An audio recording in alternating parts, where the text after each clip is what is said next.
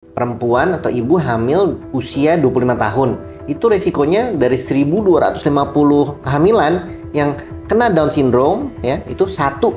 Ya, jadi 1/1.250. Kalau pada usia 40 tahun, dia dari 100 itu ada satu. Jadi kalau usia dia 35 tahun, itu memang harus lebih cekatan ya, lebih proaktif lah. Pemeriksaan, melihat apakah masalah-masalah pada ibunya aman, ibunya sehat, kemudian janinnya seperti apa ya. Seperti pemeriksaan NIPT, genetik, USG screening, pembentuk janin, seperti itu dapat membantu tentunya.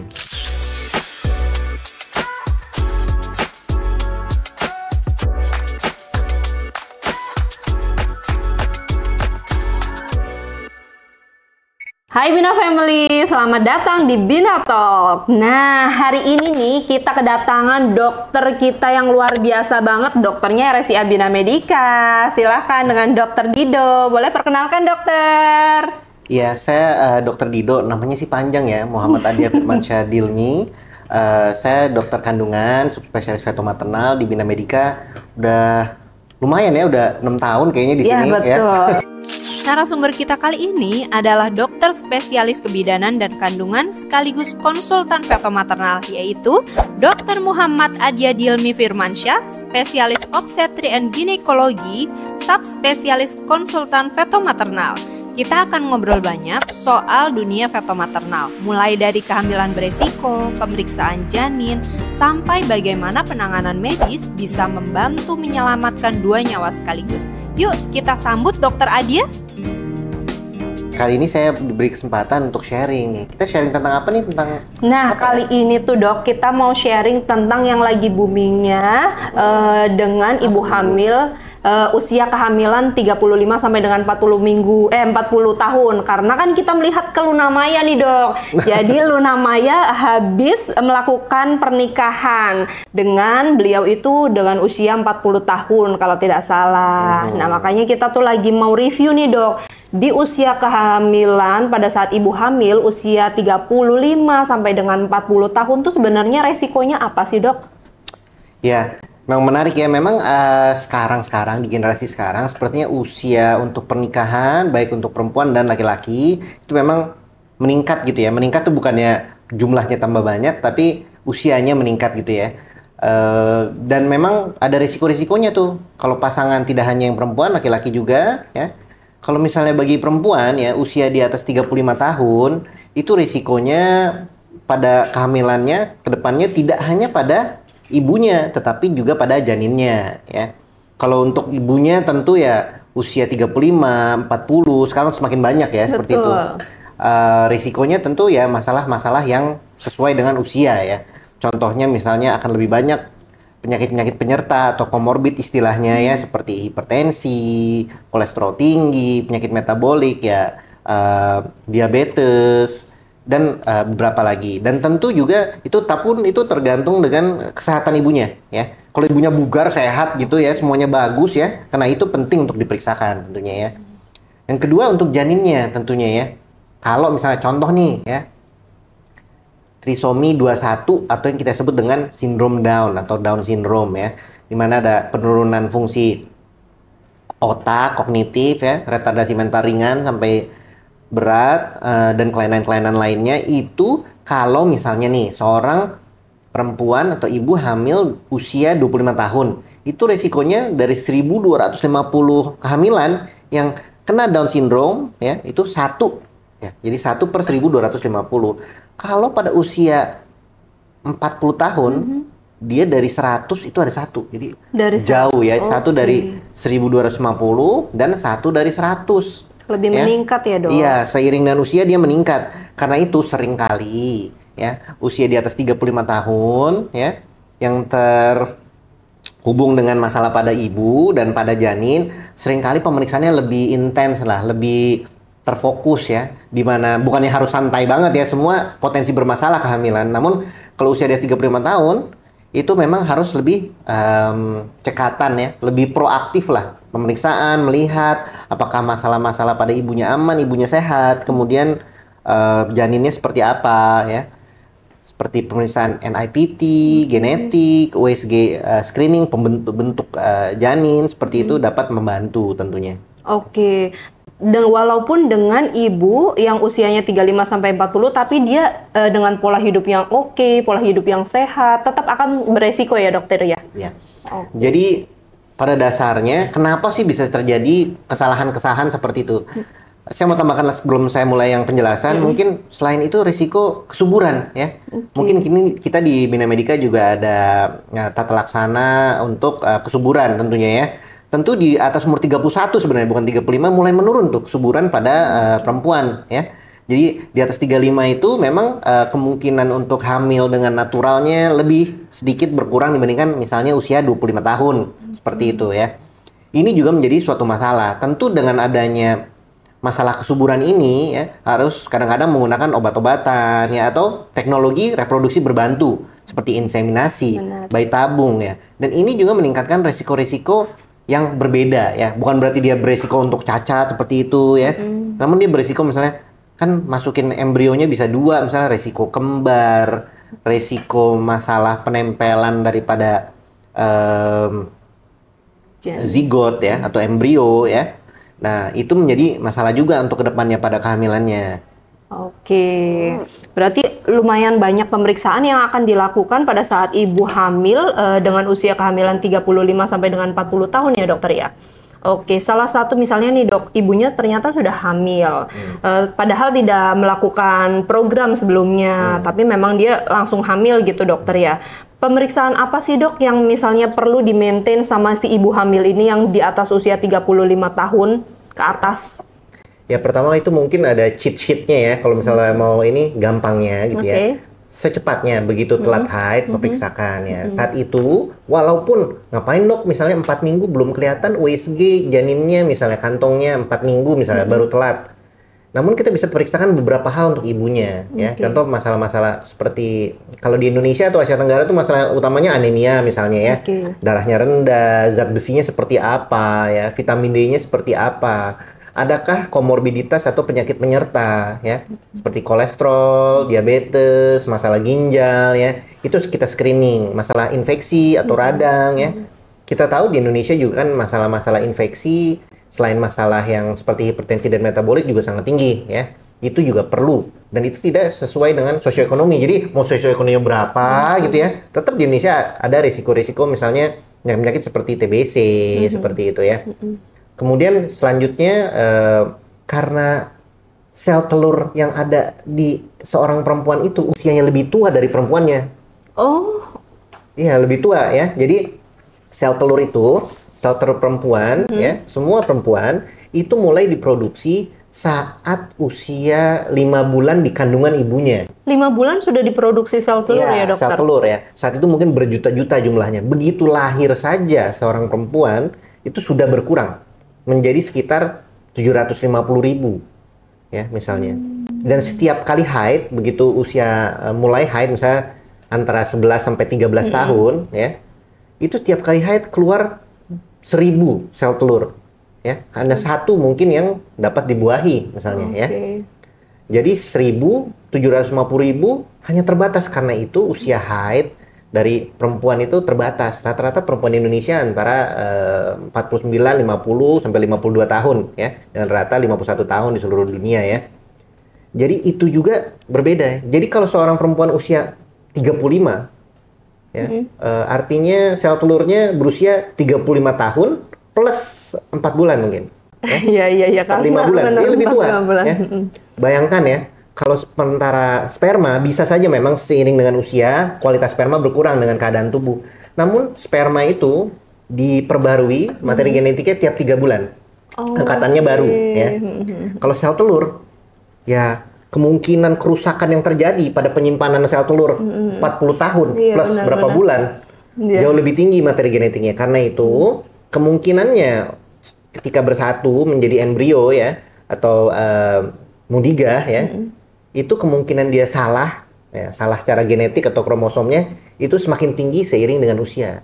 Itu yang alasan utama. Dan kemudian kalau misalnya sudah ketahuan nih, ya, kapan sih pemeriksaan selanjutnya tentang ibunya bisa diperiksakan janinnya mulai hamil dari 8 minggu, usia berapapun bisa kelihatan. Kita bisa menilai dari USG ya, misalnya bentuk kantong kehamilannya, kesesuaian ukuran jabang bayinya, denyut jantungnya terlalu cepat, terlalu lambat, atau normal, reguler atau tidak. Terus kemudian kita bisa lihat kuning telurnya, kualitasnya seperti apa, jumlah air ketubannya, terus kemudian penempatan dan lokasi dari kantong kehamilannya. Dan mulai dari 10 minggu, kita sudah mulai bisa pemeriksaan materi genetik yang janin yang ada di ibunya. Kita sebut non-invasive prenatal screening ya.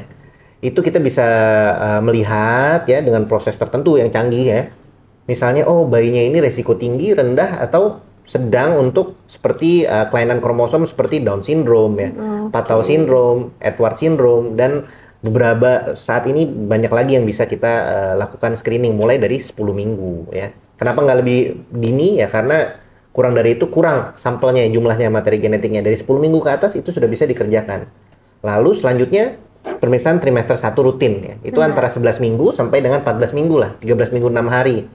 Itu pemeriksaan yang seperti mungkin sudah sering dengar di publik, seperti pemeriksaan screening genetik trimester 1, seperti lihat cairan di belakang leher, tulang hidung ya, bentuk jantung, katup jantung, pompa jantungnya di seluruh tubuhnya seperti apa. Ini merupakan prediktor kira-kira ada masalah pada bayinya nggak ya, misalnya kelainan pada bayinya, atau masalah jantung pada bayinya, atau masalah darah pada bayinya, atau perkembangannya secara umum ya. Ini banyak sekali yang kita bisa dapatkan dari usia 11 sampai 14 minggu. Oke.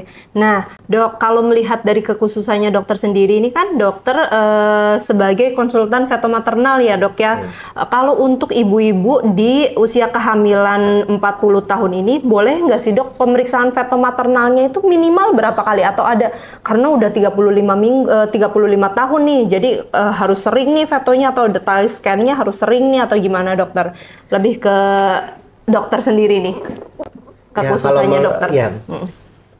Jadi pertama harus tahu dulu ya, kalau misalnya dokter kandungan ya sama sih, kita dokter kandungan juga. Betul, dokter. Namun kalau seorang konsultan fetomaternal, bedanya mungkin bingungnya apa ya? Apa bedanya, kan menangani ibu hamil juga ya? Betul, dokter. Intinya bedanya dokter kandungan dengan dokter kandungan fetomaternal, bedanya ialah, jadi yang mana sih yang ditangani fetomaternal gitu kan ya pertanyaannya. Satu, yang simpelnya mungkin seorang ibu yang sakit kemudian hamil. Ya, contohnya apa? Contohnya ibunya dengan lupus dan hipertensi misalnya, kemudian hamil, itu akan berbeda penanganannya. Kemudian seorang ibu yang hamil kemudian sakit, ya, seperti misalnya tadi ya, darah tinggi dalam kehamilan yang sulit ditangani, kemudian masalah pada ginjal pada kehamilan dan lain-lain. Dan yang ketiga itu ialah masalah janin.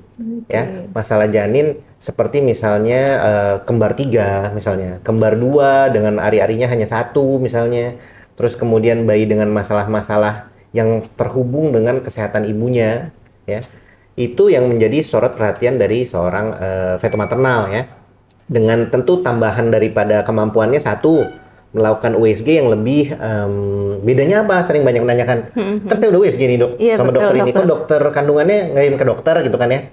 Sebenarnya nggak ada bedanya. Bedanya hanya ke kompetensi, waktu, dan alat mungkin ya. Artinya misalnya kalau tentu dokter kandungannya itu sangat mumpuni ya. Seorang SPOG itu sangat mumpuni untuk melihat perkembangan, pertumbuhan, kelainan janin secara besar tentunya ya. Mungkin contohnya kalau misalnya usia di atas 36 tahun di mana resiko untuk kelainan janinnya tinggi, seorang SPOG mungkin yang tentu jumlah pasien yang ditemukan lebih banyak, waktu yang dipergunakan atau terbatasan alat, akan melihat, kalaupun dia melihat semuanya nggak ada masalah nih, namun ia pengen lihat yang lebih detail misalnya ya, itu di organ-organ tertentu. Nah, itu dikirimkan ke dokter spesialis fetomaternal, misalnya subspesialis fetomaternal.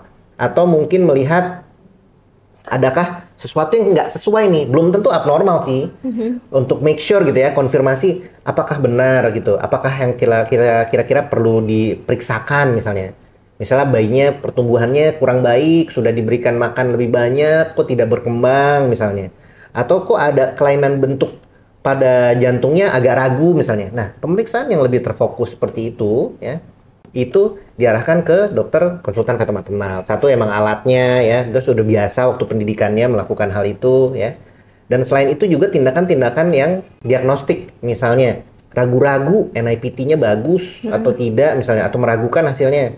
Itu kita bisa lakukan misalnya pengambilan air ketuban ya, atau bagian dari area untuk memeriksakan pasti bahwa adakah kelainan misalnya. Untuk yang pasti ya, diagnosis pasti. Yang satu lagi ialah untuk tata laksana, baik itu untuk membantu melihat ada kelainan ataupun melakukan terapi yang definitif ya. Misalnya air ketubannya habis, tapi ketuban pecahnya tidak ada misalnya. Jadi mungkin dimasukkan air ketuban ya, seperti amnioinfusi, atau kebanyakan air ketubannya ada masalah, mungkin dikeluarkan air ketubannya ya. Atau mungkin bayinya ternyata air ketubannya habis, ternyata mampet misalnya kandung kemihnya. Bisa kita pasangkan selang misalnya seperti itu, dan lain-lain, terutama masalah-masalah pada bayi kembar misalnya. Jadi suatu tindakan pada kehamilan risiko tinggi pada ibu yang sakit yang hamil, ibu hamil yang sakit, atau janin yang sakit atau bermasalah mungkin. Oh oke. Jadi memang lebih ke situ ya dokter ya. Oke. Jadi bukannya harus, atau misalnya nih pas yang tadi aku bilang hamil di usia kehamilan yang terlalu tinggi resikonya, berarti harus fetonya lebih sering atau enggak gitu ya dok ya? Sebenarnya itu keputusan dari dokter kandungannya teman-teman ya. Baik. Semuanya SPOG di sini saya rasa sangat mumpuni. Tentu mereka akan mengirimkan atau berkonsultasi kerjasama lah. Kita kan partner ya, betul, untuk melihat kira-kira gimana nih dok gitu. Pasien saya risiko tinggi seperti ini ya. Apakah perlu WSG misalnya? Ada kadang-kadang mungkin Bina Family ada yang kirimkan untuk periksa trimester 1, trimester 2, atau trimester 3, atau melihat sesuatu yang spesifik. Misalnya dokter menemukan sesuatu, kok kepalanya agak kecil misalnya, kok air ketubannya agak kurang, suruh minum nggak nambah-nambah misalnya, seperti itu. Atau ada masalah memang jelas, misalnya ibunya ada kelainan tiroid misalnya, yang mungkin masih agak diragukan seperti itu ya. Oke deh dok, oke. Jadi kita udah tahu langsung ya, jadi memang kekhususannya untuk feto maternal sendiri. Tapi dok, maaf, kalau misalnya boleh tahu, konsul feto maternal itu misalnya nih dari dokternya nggak ngasih rujukan. Kadang-kadang kan ada beberapa pasien yang suka tanya ke aku, dok, Bu Bidan, dokterku sih nggak nganjurin untuk feto maternal, tapi sebenarnya boleh nggak sih aku untuk feto maternal aja, dan berapa kali sih Bu Bidan gitu dokter? Mayoritas ibu-ibu suka tanya nih dok, gitu. Boleh dokter dijelaskan dok? Satu, kita harus bedakan kata-kata dipersilakan, dianjurkan, sama sangat disarankan atau diharuskan gitu ya. Nah, kapan sih sangat dianjurkan atau sangat harus disarankan seperti itu ya? Artinya satu, usia di atas 35 tahun dan dokter kandungannya bilang suspek ada sesuatu, atau jelas-jelas Bina Family dan Moms ada masalah pada kehamilan sebelumnya. Sudah jelas misalnya 3 kali keguguran misalnya, atau kehamilan sebelumnya darah tinggi dan bermasalah, lahir prematur, atau selalu lahiran 25 minggu terus dan tidak ada yang hidup misalnya bayinya, atau jelas sudah tahu kita ada masalah. Misalnya, oh iya dok, kemarin saya tuh pernah operasi tertentu, ada efeknya kepada kehamilan saya. Nah ini yang sangat dianjurkan ya. Kemudian ada yang disarankan, ya, sebaiknya dilakukan. Itu untuk ibu yang berisiko tinggi, advanced maternal age contohnya yang kita bicarakan, usia 35 tahun atau lebih dari 35 tahun, yang tidak ada masalah kesehatannya, setahu dia maksudnya ya. Dan kehamilannya sepertinya tidak ada masalah, maka screening pada trimester 1 11 sampai 14 minggu dan trimester mid trimester kita sebutnya antara 22 sampai 28 minggu atau 24 minggu itu disarankan. Kemudian ada yang dibolehkan. Ya. Tentu misalnya usia di bawah 35 tahun ya. Cuman ibunya cemas pengen tahu aja nih ya. Kira-kira usia 24 tahun jari anak saya 5 nggak ya? Atau kan macam-macam ya. Tentu keinginan tahu pasangan itu berbeda-beda.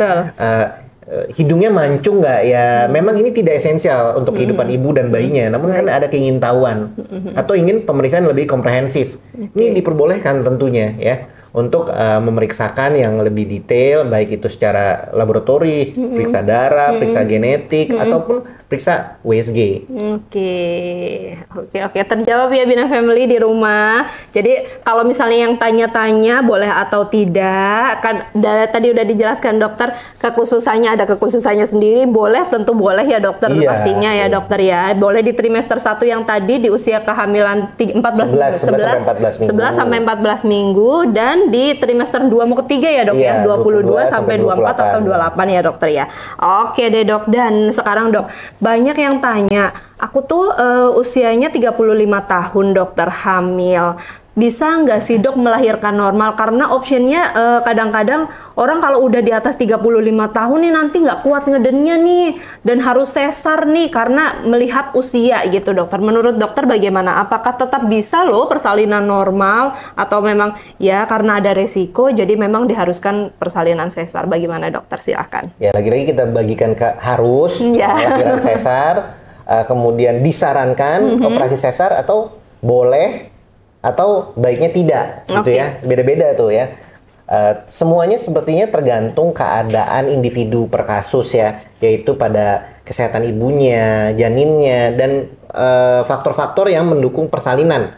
Biasanya kita bagikan faktor persalinan tuh tadi ya, tentang bayinya adakah masalah, posisi sudah turun atau belum, kemudian plasentanya letaknya di mana ya, dan keadaan-keadaan lainnya, ibunya baik atau tidak ya.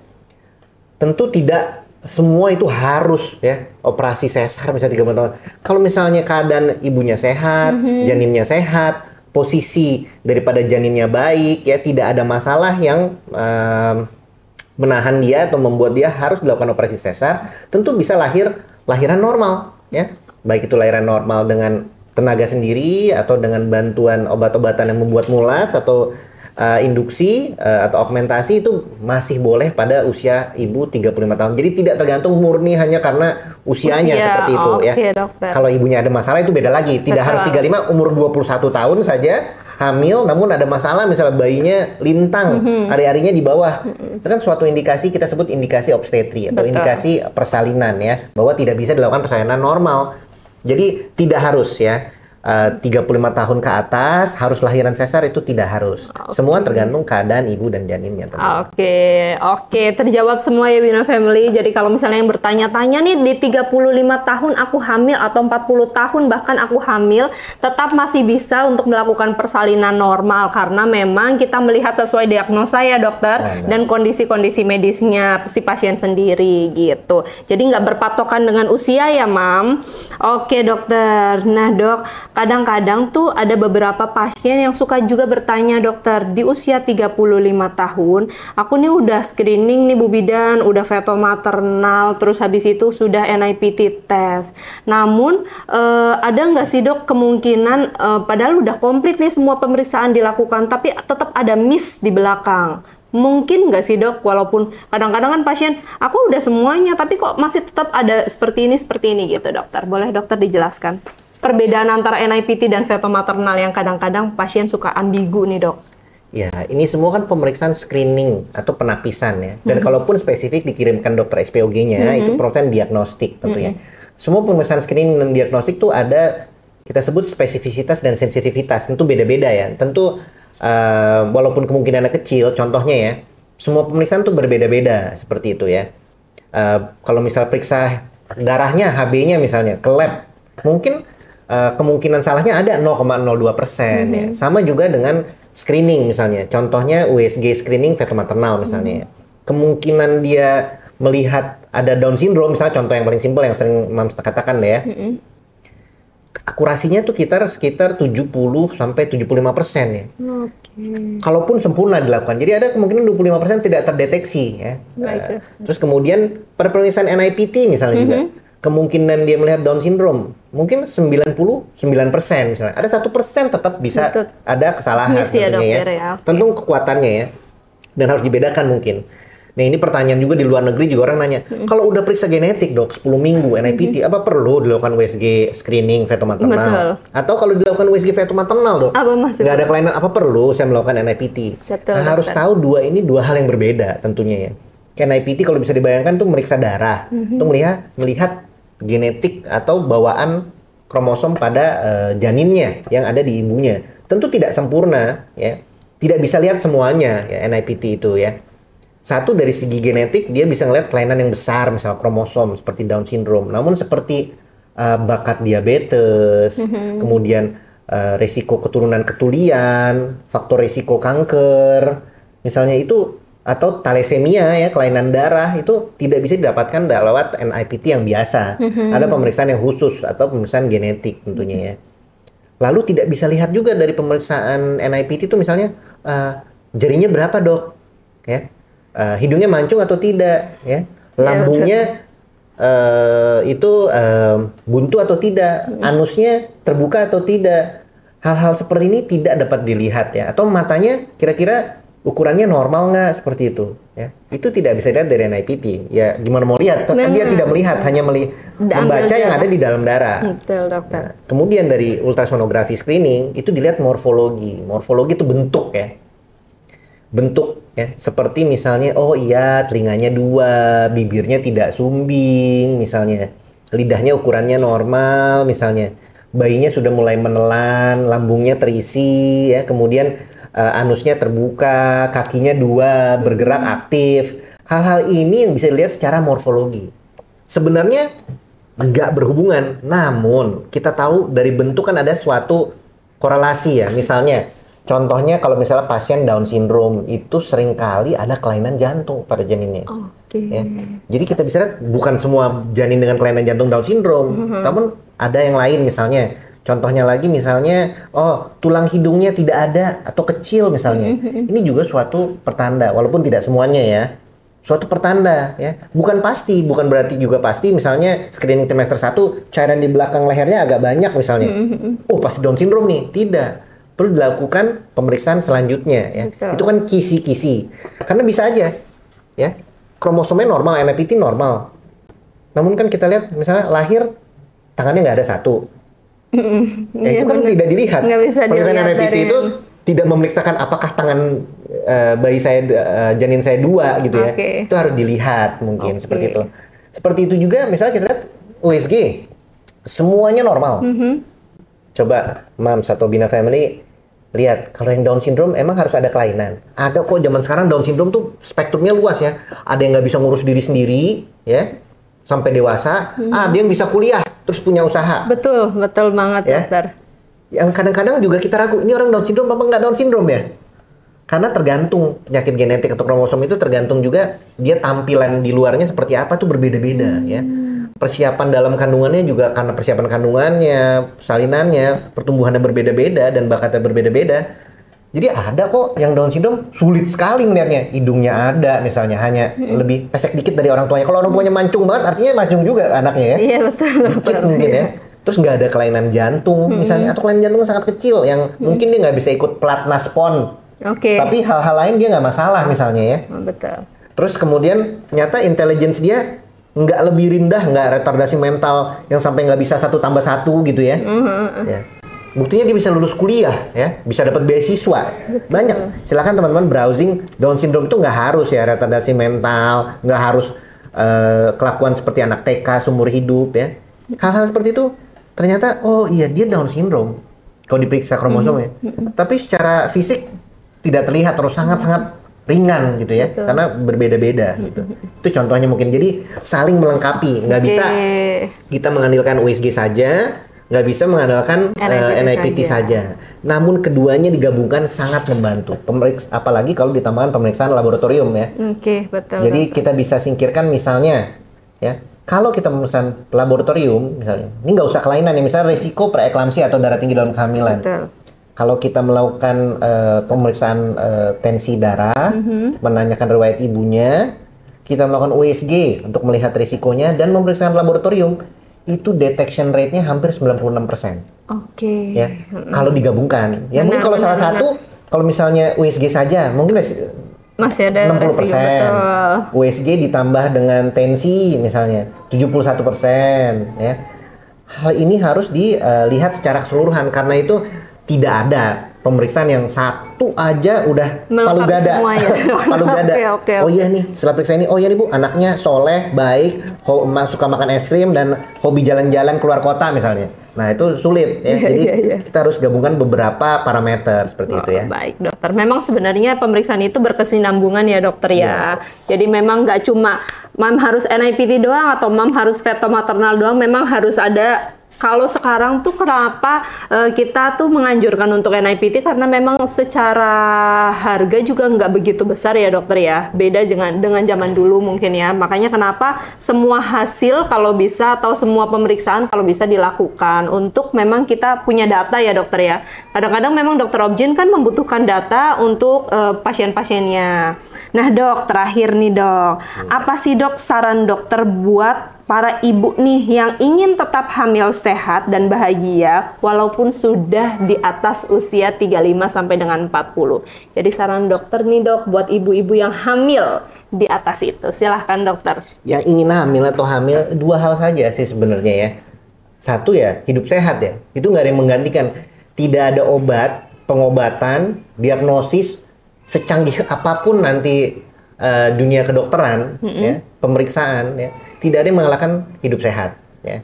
Jadi hidup sehat tuh misalnya olahraga teratur, makan makanan yang tanpa pengawet, yang natural, whole food, natural food, ya, kemudian menghindari behavior atau gaya hidup yang tidak sehat misalnya ya.